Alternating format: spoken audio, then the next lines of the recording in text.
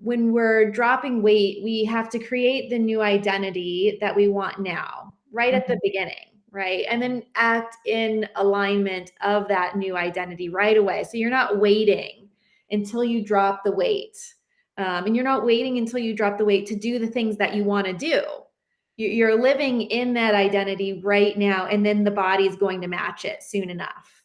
Yes. I think that that's really important. We can't expect just to drop the weight and then become this new person and have new thoughts and new habits. It's not going to work that way. And if you do, then it's going to come back. And that's probably what happens when folks go through, HCG or even, a surgical weight loss, because we haven't done the work. You've got to do the work, just like anything else in life. It actually takes work. And you've got to do that, because if you just have the outcome of weight loss without the outcome of letting go of all the emotions, everything we talked about, then it's not going to be sustainable. They go hand in hand for sure.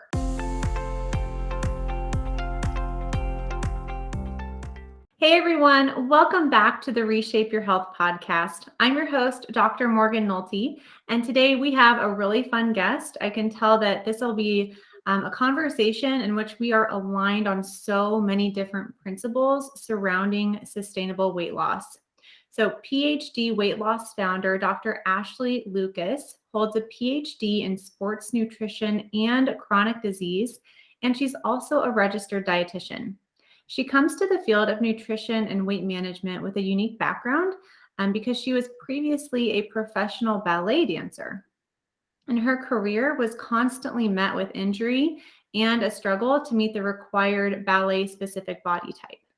As a result, she retired from her professional dancing career, understood the importance that nutrition played in her own athletic performance, and started along her path to become an expert in the field of nutrition and wellness. Her approach focuses on metabolic wellness, inflammation reduction, and behavioral and emotional support that creates profound, sustainable transformation in the body and mind. And my Zivley members are probably like, yes, Morgan, you guys are going to be very much in line with your philosophy here. So Dr. Ashely has a lot of resources, and she's going to share one in particular, her new ebook, towards the end of this episode. So if you really want to learn more about her philosophy and grab that resource, be sure that you watch all the way until the end. Dr. Ashely, thank you so much for joining us today. I am excited to dive into this conversation. To get started, just tell us your story. I think you have a pretty unique background as a professional dancer. I always loved to dance. I was always bad at it. So it's fun to talk with you and hear kind of what it took to get to that level of expertise and professionalism in dance. And maybe, while it was great, what were some of those kind of aha moments? I'm like, oh man, this maybe isn't the best for my health, my mental or physical health. I don't know what that's going to unfold, but tell us your story. Sure. Yeah, I'd be glad to. First off, thanks so much for having me. Yeah. I'm really excited. So like you said, I trained a lot in classical ballet, and I spent my youth doing it. My mom put me in ballet when I was 3 years old, and my body didn't physically conform the way that it needed to. I just naturally wasn't very talented. Just like you said, you weren't very good at it. I was right there with you for a really long time. But I just constantly pushed myself to do the things that my body naturally didn't want to do. I know, as a physical therapist, you'd probably be like, you shouldn't be dancing on your toes for 6 hours a day. It's just not the way the body is supposed to. And I would say, well, I'm just going to do it because I have a passion and I can't stand being told no. I always have to just break out and prove all naysayers wrong. And I've always been like that. But as a result, I was injured pretty often. I had major stress fractures in my back when I was a teenager. I dieted and restricted my calories because I was always fighting to fit that body, that aesthetic demand that is pretty unique and pretty intense that's placed on us dancers. And despite restricting myself and watching what I was eating, I feared red meat. I counted fat grams like crazy, and my goal was to eat 3 to 5 grams of fat, which now I really believe that if I had known then what I know now about nutrition, my career would have been a lot longer and met with significantly less injury. But it was a good learning lesson for me. So despite all of that, I was told I was fat countless times. But I had a pretty successful professional career. I danced with companies across the country. I performed in probably 500 plus nutcrackers. But I probably had 1 or 2 stress fractures in both of my feet for the majority of them. I was selected to perform in New York City at the height of my dancing career. And, despite finding myself, I expected to find myself up there doing these once in a lifetime performances. Every dancer's dream is to end up in New York City and perform. But I found myself landed in the hospital, and I had no idea what was going on. I thought I was having a heart attack. I thought maybe I had MS, and I was really struggling. And after a whole bunch of different tests, the neurologist came back and said that I was simply underfed and overexercised, and that I just could not continue along the path that I was going on. And so I was flown home alone. I didn't get to perform in one performance. I was so fearful of my health future because I still had no idea what was going on. And I felt like a failure. I felt embarrassed and like I had to step away from this career that was my identity since I was 3, and I was in my mid-20s at the time. So yeah, I was just disappointed in myself. I didn't know what I was going to do. It might not sound like a big deal, but it was a huge deal to me at the time. And so that's pretty much the base of my story. And during the time after I had to step away from ballet, I really had to figure out what I wanted to do with my life and who I was. I never sat to think about that. I was always just pushing and pushing to be better and do better. So I decided that I would go into the field of nutrition because I understood how significantly nutrition impacted my own sport performance. And so I went on and I earned my PhD in sports nutrition and chronic disease. And there I studied exactly that. I studied what happens metabolically to our body when we chronically restrict ourselves. I looked at what happens metabolically and how we can create sustainable change versus change that depletes and depresses the metabolism and leads to regain. And then I studied, most importantly, I think, what do we need to do mentally and emotionally to really create sustainable and healthy change? And so I really focused on that and went on to teach at the Ohio State University. And there I learned that I'm not a very patient person. And I really have to see dramatic change within individuals to be satisfied with myself. And so I went back to school again and completed my dietetic internship because I wanted to be this true expert in the field of weight management. And I thought that that was the route. I thought that I needed to be a registered dietitian to be able to do that. But there was a really big problem with that. And the problem was that all the information I was fed and taught was all of the same conventional wisdom that I knew did not work for me and led me to failure and injury and still not reaching the body that I needed to reach for my sport. It was still, you need to watch your intake, you need to exercise more. And I was dancing 8 hours a day during my professional career and then would go take a spin class and still didn't have the body fat percentage that I needed to get the roles that I wanted. Wow. So I knew that didn't work. We were told that you need to eat everything in moderation. That didn't work for me. And you need to have more discipline or willpower. And I had all the discipline and willpower in the world, and I still didn't have the outcome that I would expect. So I really took what I learned from my doctoral work, flipped everything upside down that I learned during my dietetic internship, and created what we now implement in our company, PhD Weight Loss. And I began by working a lot with athletes. helping them to optimize their performance while achieving the body composition that they need, right? Kind of overcoming the struggle that I constantly had during my athletic career. And so what I found had this significant impact on our athletes had an even more profound impact on those of us struggling with excess weight.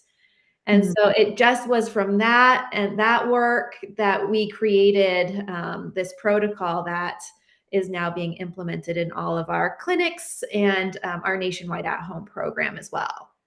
That's amazing. I want to talk about a little bit more your experience in your registered dietitian training, Mm-hmm. because I've interviewed other RDs myself, considered going back to school after getting my doctorate in physical therapy. Um, Mm-hmm. so as I started researching programs, I kind of learned that what they were teaching was not in line with learning on my own. And so I was like, you know what? I think I'm just going to keep going down my own research rabbit hole into insulin resistance, which is really my kind of thing. And so you said you kind of flipped all of that upside down. And so maybe we can start talking about what did you learn in school, in registered dietitian school, that you kind of flipped upside down? Yeah, I mean, I think that my first question stemmed from when I was learning about the treatment of type 2 diabetes. And Okay. it just didn't make sense to me that it is a disease of insulin resistance, like you said, and really carbohydrate intolerance. But we're feeding these people 45 to 60 grams of carbohydrate with every meal that they're eating. And so I remember raising my hand and asking the question, if 60 grams of carbohydrate requires this much insulin, then why wouldn't we just drop the carbohydrate intake down to reduce the amount of insulin, which is an inflammatory hormone that we don't want much of?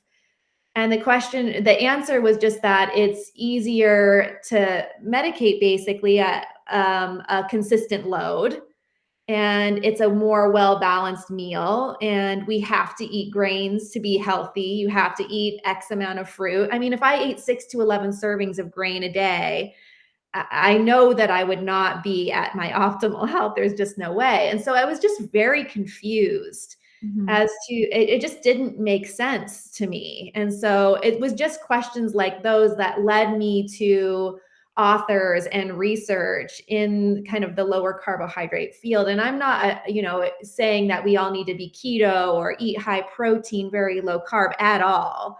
But I am, a huge fan of and see great success when we can learn about our unique carbohydrate tolerance level and eat within that and understand that we're all different and that there's not a one size fits all approach like we're told, and that the my plate wisdom out there just does not work for the majority of us, which I think is seen by or indicated by the 72% of us who are struggling with obesity and being overweight.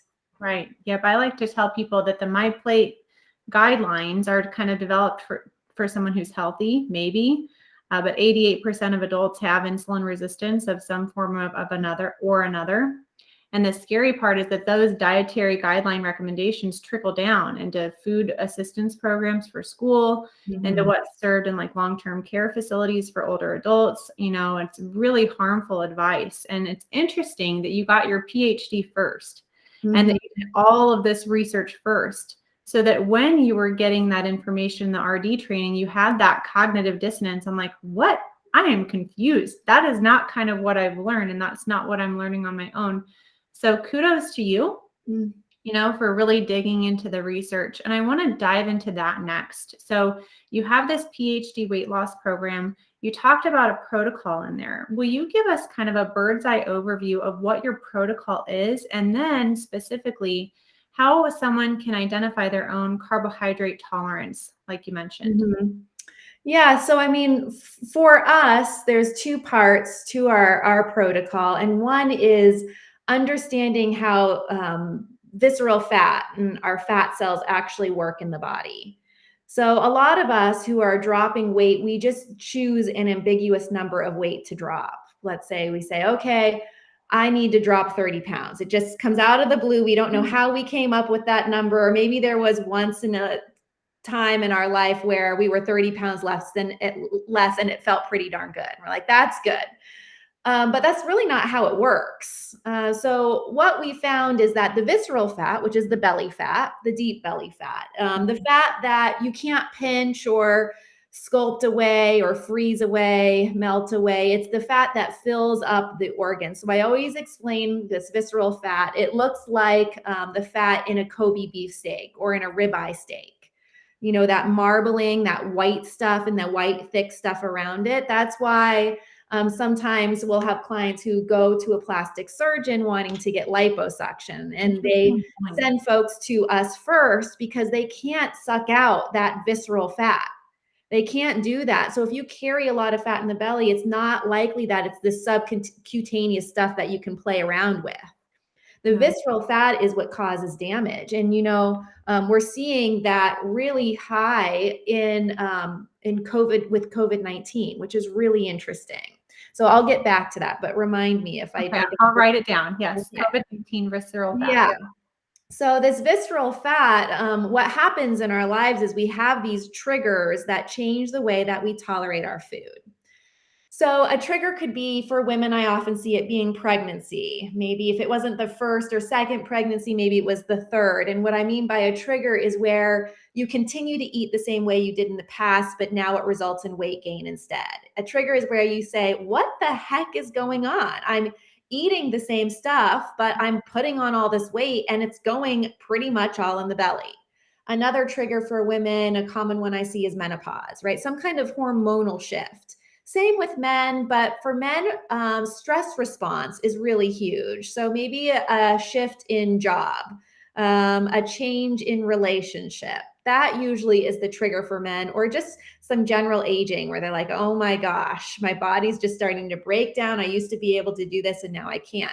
It's not that they've done anything different. It's just that there's been almost like a switch has flipped and things are completely different. So what's happened is over time, the body's changed, the carb tolerance level changes, and the fat starts to pack in the belly. And this visceral fat, this belly fat, is different. It's thick, it's like a gel, and it actually has its own agenda. And all it wants to do is get fatter as fast as possible. It just wants to grow.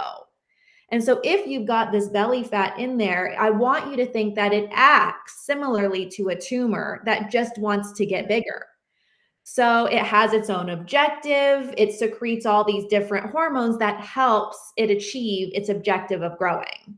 So it secretes hormones that make you hungry, that make you crave, and there's no willpower in the world that's going to help you overcome that sensation of a craving.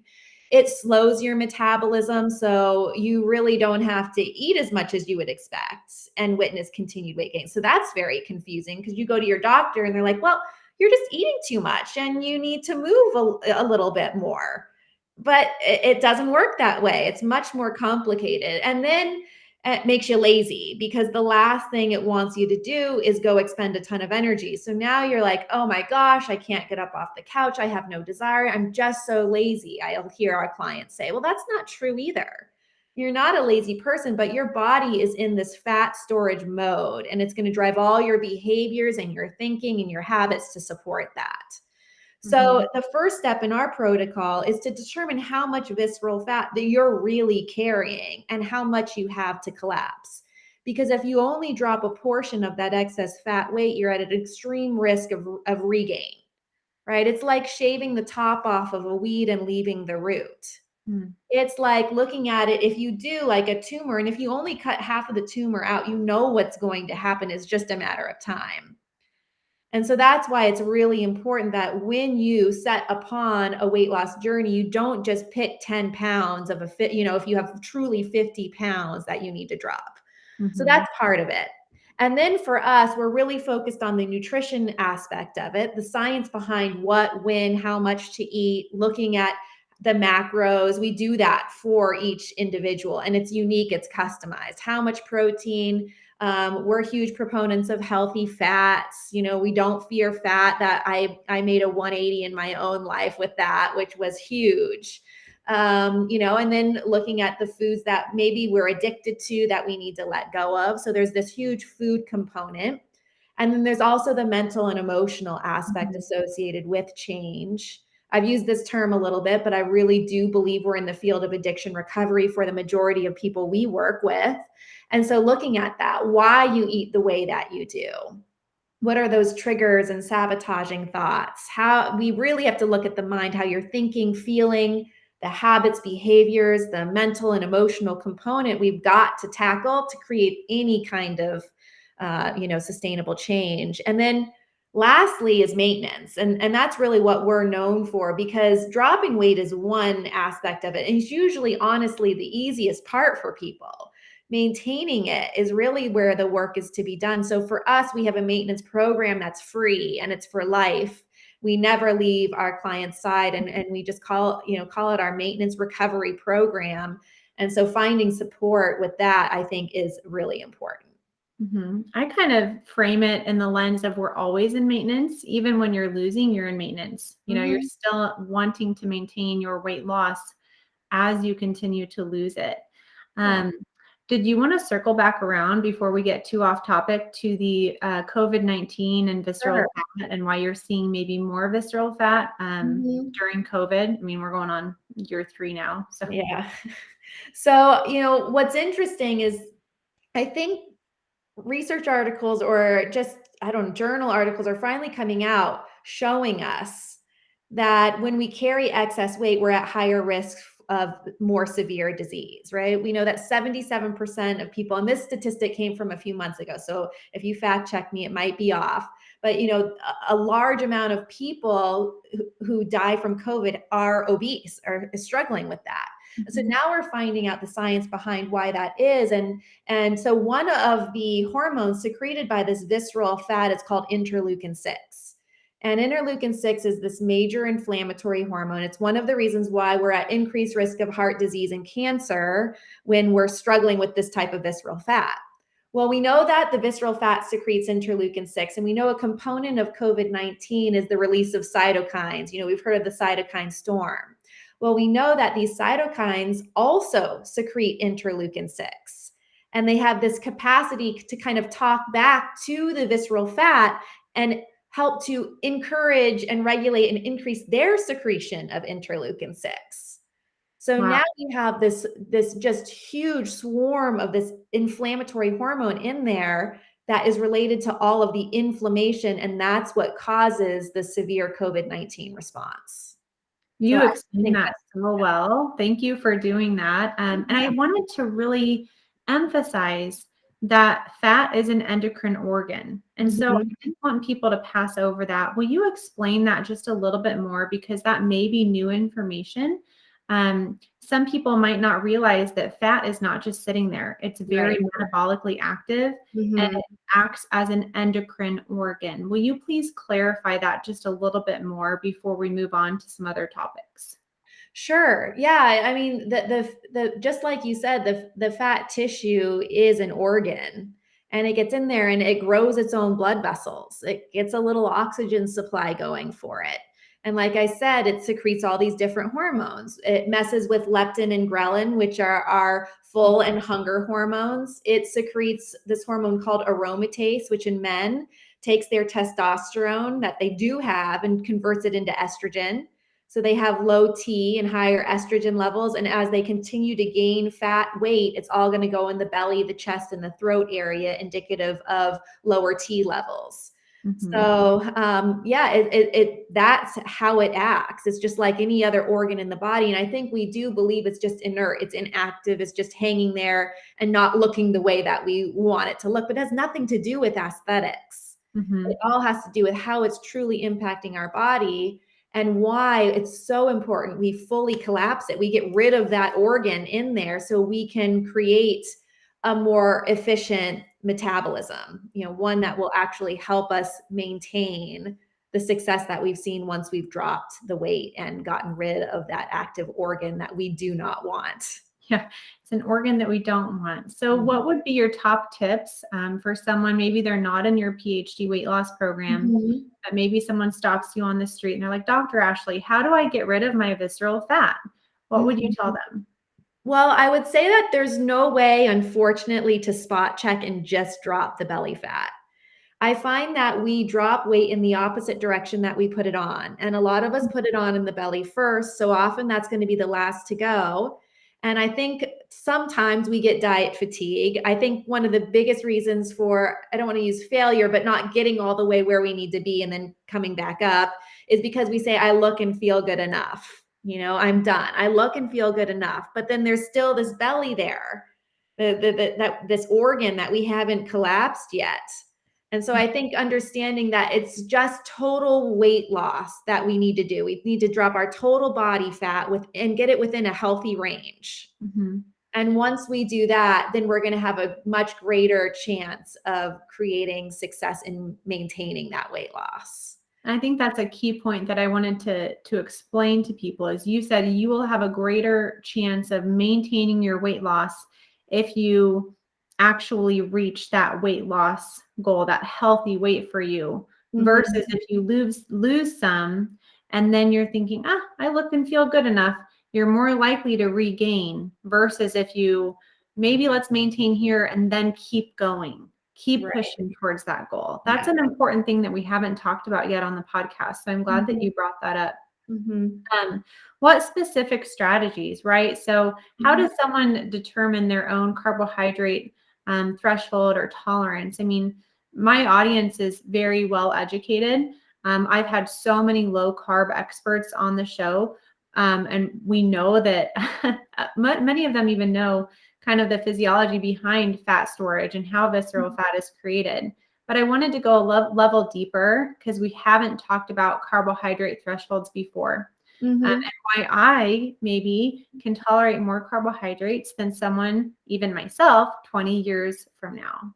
Why is that? How do you determine that? Yeah, so we just do it by trial and error. We know that the majority of our clients are going to feel pretty good within a certain allotment. And so for us, maybe 50 to 80 grams of total carbs a day is where we start playing with it. And we just use symptoms, how they're feeling. If they have hunger and cravings, then we haven't dropped them underneath their threshold yet. If their weight loss is really slow or if they're not dropping weight, then we haven't dropped them within their threshold. And so we just really use hunger, cravings, weight loss speed to help us determine and, how they're feeling, their energy level, how their sleep is. All of those are really good indicators for us as to if we found their threshold or not. And we want to get underneath the threshold during the weight loss phase.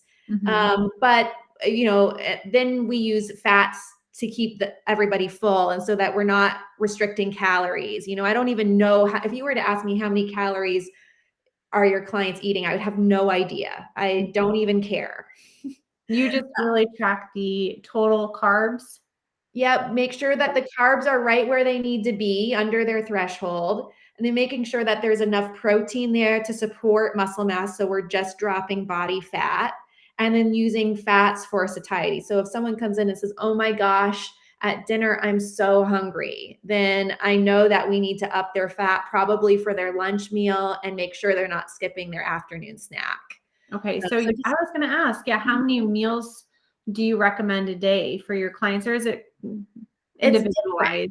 It's different for each person, but I can tell you that everybody has a mid-afternoon snack. Really? Why is that? Because I'm not a snack advocate. So it's interesting to hear your perspective on this. Yeah. I find for our clients that if we drop the mid-afternoon snack, there's the potential to go into dinner with old habits of overeating or a feeling of being ravenous. Interesting. So I want our clients to enter into dinner like, I could eat, but it's not the end of especially at the beginning, but it's not the end of the world. Or I don't feel snacky when I get home. A lot of times I think an old habit is we get home, we start snacking, we eat the kids' dinner that we're prepping that might be done a few minutes before our own. So I just want our clients to enter into dinner just being in total control, feeling empowered. And I find when they drop the mid-afternoon snack, they somehow compensate around dinner time. That makes sense. That makes sense. And I think that what's important to recognize is the aim, the objective is, and the strategy for each person can be different. So the aim is to not go into dinner ravenous, to not lean into old habits, to go in feeling empowered and in control. So I wanted to just really remind people of like, why are we doing that? Well, this is why we're doing that. So the next question that I had for you, just to clarify, you said 50 to 80 grams of total carbs. So do you track total carbs or net carbs, or what's your thoughts there? We just track total carbs. Okay, so you don't subtract the fiber. No. Keep it a little bit simpler for your people. Yes. Is that kind of why? Yep. That is I the like key. that. I like that. And then I always like asking people, what protein recommendation do you have for your clients? And does that change based on their age or their activity levels? It totally changes based on age and gender, activity levels. So it's going to be different for each person. Do you have we're not high protein. Interesting. You know, as you know, if you overeat the protein amount that you need to support your muscle mass, then it can cause the body to secrete insulin, just like eating a carbohydrate. So we just need to be really careful there. And we'll watch that too. If we have a man eating 10 ounces of protein at dinner and he just, comes back hungry or saying he's hungry after dinner, I know that it was likely too much protein that was impacting it.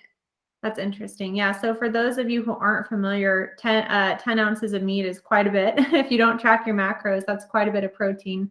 And then the incretin hormones are what she's talking about. If you want to go do some more research there on how does protein really impact insulin. Any other resources there besides those incretin I think hormones? that's great. Yeah. Okay. You had a really interesting talking point too about why exercise isn't that helpful for weight loss, which is such a common misconception. I think that there's so many hormonal benefits of exercise. I don't know if you've seen this one, but I read that exercise can increase the hormone adiponectin, which can influence that visceral fat that we were talking about to be stored more in the subcutaneous or the healthy stores. So that's one of my favorite benefits of exercise, and that it increases our endothelial health, or the inner lining of our blood vessels. So those are my two favorite benefits of exercise. But why do you say it's not helpful for weight loss? Because I actually kind of agree with you. I think it's helpful for maintenance and mental health and metabolic health. What's your perspective on it? Yeah, so I say that exercise is this really great wellness tool. It's important for all the aspects that you mentioned. So I'm not saying it's not an integral part in leading, a healthy lifestyle and having the best body possible. But it's just not a huge weight loss tool from a calories in and calories out perspective. You would have to run about 350 miles or cycle 1,000 miles to burn just 10 pounds of fat. I find that it's a huge appetite stimulator. So if you're exercising above a certain amount, and that's different again for each person, but where you're just like, oh my gosh, I am so hungry. So for me, I used to, and I still love it, but I don't do it as much. I used to be an avid cyclist and I would ride a ton. And I was probably 25 pounds heavier, and it was not all muscle. Every time I would train for some kind of race, I'd put on fat. Despite, and so I would say despite not eating considerably more, but I know I was hungry all the time. Like I was sitting here working thinking, okay, what can I eat next? And just distracted by my food thoughts, and then my body, and I know a lot of clients like this, just kind of store and hold on to fat thinking, okay, when is the next time she's going to go ride 50 miles and she's going to need this? So it was almost like it's a stressor to my adrenals. And so we just have to watch it. We've been told and inundated with this message of you just need to exercise more. And that kind of chronic cardio where we just are doing a moderate amount. We get on the elliptical just to burn X number of calories. It doesn't result in the weight loss that you would expect because calories in and calories out, our body's more complicated than that. There's a study looking at a group of heavier individuals who exercise more. And you would think from exercising more and they counted their calories at a specific level, you'd think that everyone would drop 10 pounds, but not many people did. The majority of them dropped 7, and there was a big group that dropped 2 to 3. There's also a genetic component to how we respond to exercise. Some of us, it will, but result in weight loss, but that is more rare. And so, yeah, it's just exercising in a smart way. Like we always suggest a 30-minute brisk walk. And I do that mainly to get the lymph moving because we know the lymph is so important in weight loss. And then lifting heavy things is really key. Whatever it is, your body or a bag of dog food, it doesn't matter, but we've got to lift something heavy. And then I'm more of a proponent of, high intensity interval training or something where there's function to it, right? We want to increase mitochondria and where we're burning fat rather than just, again, like I used to do, go ride my bike for 50 miles and then be upset when my weight kept going up. Right. And there are different hormonal effects of different types of exercise. So there's a reason that high intensity interval training, the brisk walking, and the resistance training leads to better weight loss and maintenance compared to the chronic cardio. There are hormonal responses to those kinds of exercise, like the level of growth hormone, for example, that's released during the high intensity interval training, compared to the chronic cardio. It's really interesting when you study the hormonal impact of different forms of exercise. And you said something I have to ask you to dive deeper into, and that's because we haven't yet, the lymph system, the lymphatic system. I have not covered that on the podcast yet, so I would love for you to give us an overview of what you mean when you say the lymph system is very important in weight loss. Yeah, so the lymph system is in charge of recycling waste. It's in charge of immunity. It has impact on our metabolic speed. And when we carry a lot of visceral fat, our lymph can't flow as efficiently as it should. And our lymph only moves, it doesn't have a pump through it unless we're moving through muscular contraction. And so if we're sitting all day, if we're pretty sedentary, we're not moving, we have a lot of this belly fat in there, we're going to find that our lymph doesn't flow. And it significantly, for those reasons I mentioned, impacts our overall health and well-being. So in our brick and mortar locations, we actually have vibration plates. Yeah. And they're plates, that they vibrate at a specific frequency that help to push the lymph through the body. And it creates huge impact on our clients. I know that might sound weird to people, but so this is a little side note. I'm in Nebraska. It's winter time. This will be aired in the spring, but it's winter. And so I upped my gym membership to the premium one so that I can do this total body machine that has light so that I get some light exposure, not tanning, but just light.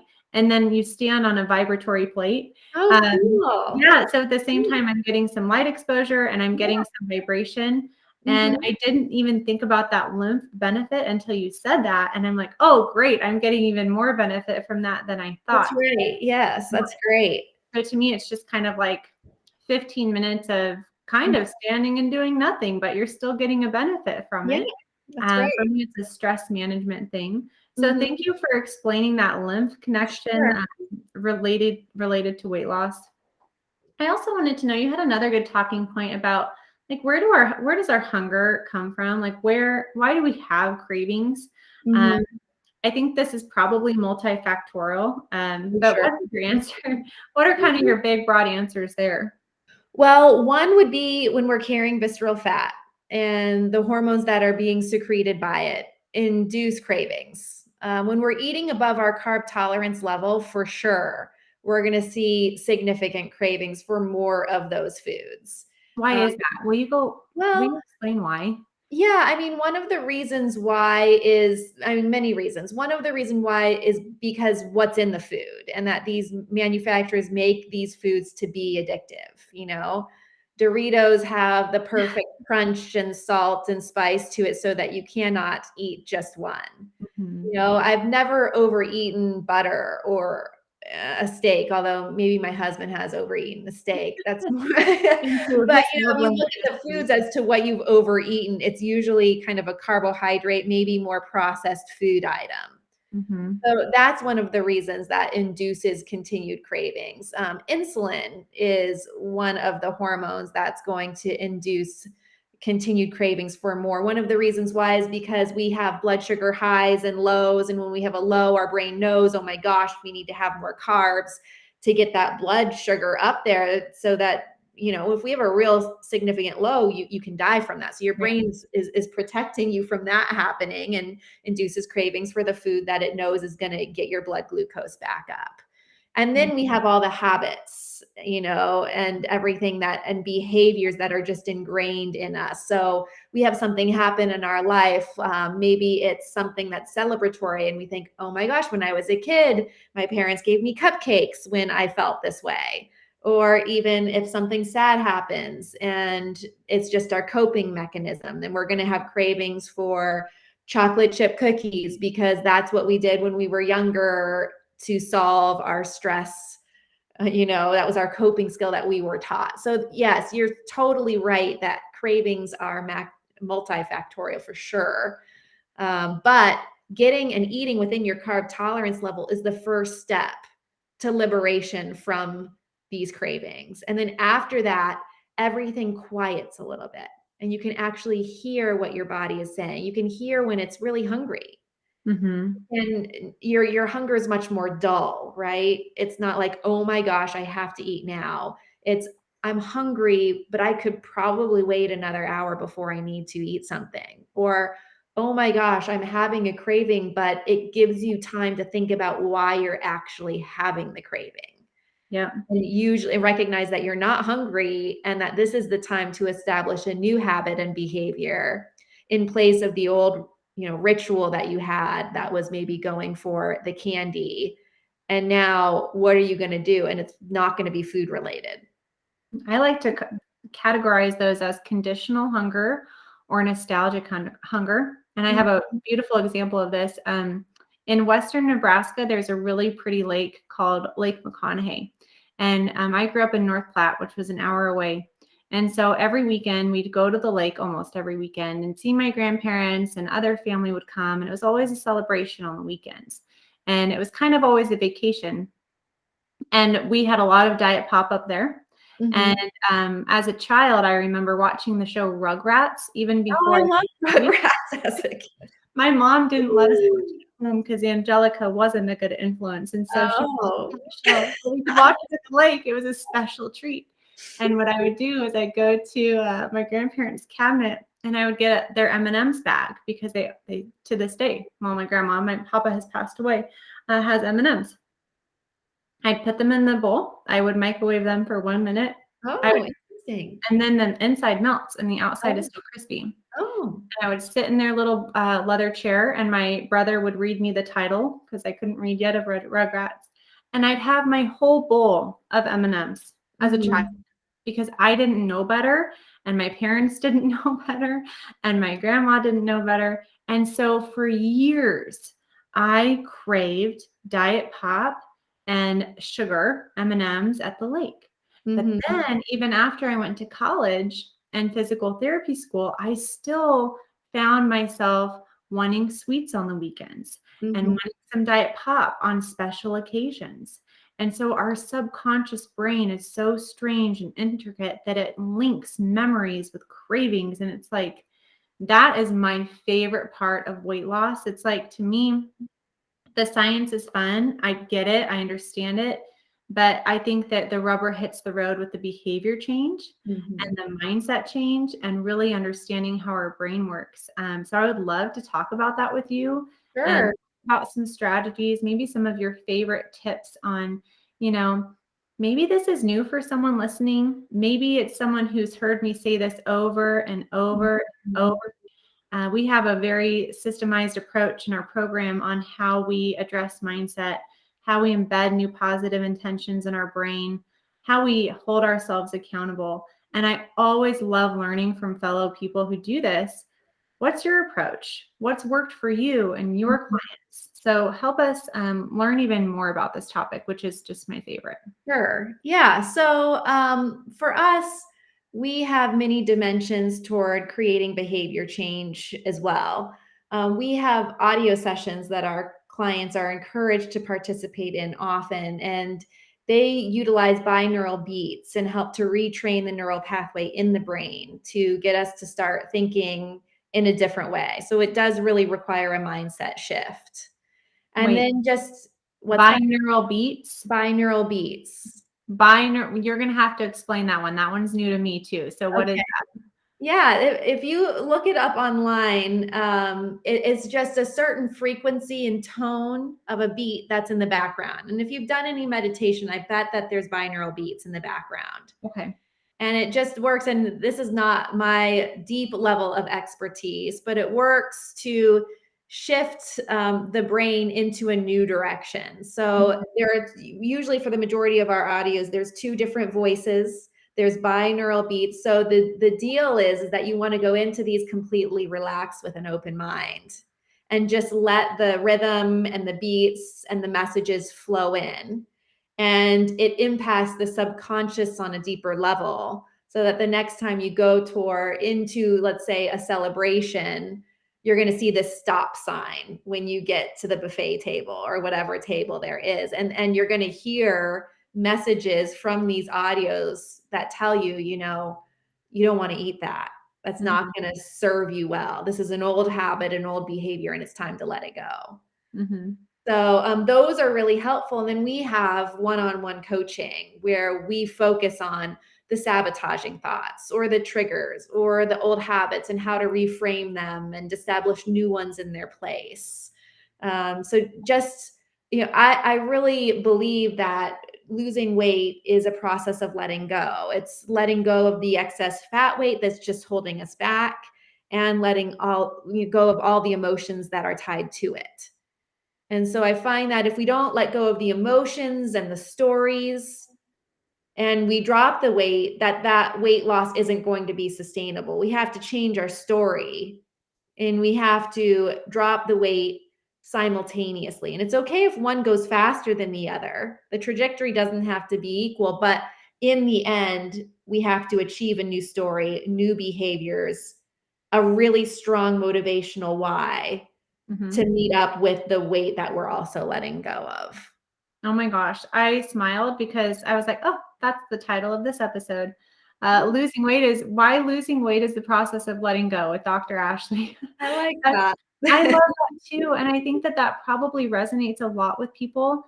But I think it's also important that we recognize, okay, I don't know. I don't remember the analogy. It's a spiritual analogy where, okay, let's say I can't remember what it's from, but pretend like you're a little girl and you have these fake pearls, right? And these are your favorite pearls ever, and you're just clutching onto them, and they're kind of like your comfort. And in order to receive a real strand of pearls, you have to let go of the fake ones. And so while we're talking about letting go and what all of that entails, when you let go of these limiting thoughts, of these unhealthy habits, of the weight that, from a no body shaming standpoint at all, it's simply unhealthy. So when you let go of all of that, what do you get to receive? And I think I love talking about that with my members too, and really helping them future pace their thoughts for, oh, what will I receive? How will I feel when I'm X amount of weight? And really encouraging them to start thinking that way now. I think this is interesting. You'll probably have something to say about this. I think a lot of people want to lose weight because of the feelings that they attribute to the weight loss that they assume that they will get.